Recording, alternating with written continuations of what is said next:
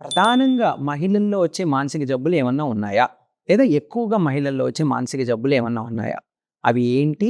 వాటి గురించిన కొన్ని ఇంట్రెస్టింగ్ విషయాలు.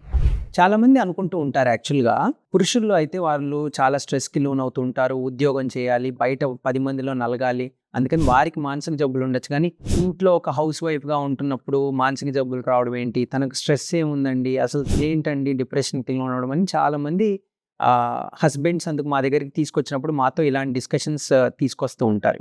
కానీ అందరూ తెలుసుకోవాల్సిందేంటంటే విమెన్‌లో ఆహ్, మగవాళ్ళ కంటే కూడా వారి యొక్క హార్మోనల్ రీజన్స్ వల్ల కానివ్వండి, వారి యొక్క బాడీ మేకప్ వల్ల కానివ్వండి, వారి బ్రెయిన్ కెమిస్ట్రీ వల్ల, అట్లాగే వారికున్న స్పెషల్ సర్కమ్‌స్టాన్సెస్ అంటే ప్రెగ్నెన్సీ అవ్వచ్చు, చైల్డ్ బర్త్ అవ్వచ్చు, అట్లాగే మెనోపాజ్ అవ్వచ్చు, అట్లాగే వారి మల్టిపుల్ రోల్స్ అంటే ఒక సైడ్ వాళ్ళు ఒక గృహిణిగా ఉండాలి, ఒక తల్లిగా ఉండాలి, ఒక జాబ్ చేస్తూ ఉండాలి. వీటన్నిటిని కూడా ఫేస్ చేస్తూ ఒకటేసారి ఇన్ని రోల్స్ బ్యాలెన్స్ చేయాల్సి వచ్చినప్పుడు ఆబ్వియస్‌గా మహిళల్లో ఇలాంటి మానసిక జబ్బులు రావడానికి ఛాన్సెస్ ఎక్కువగా ఉంటాయి పురుషుల కంటే కూడా.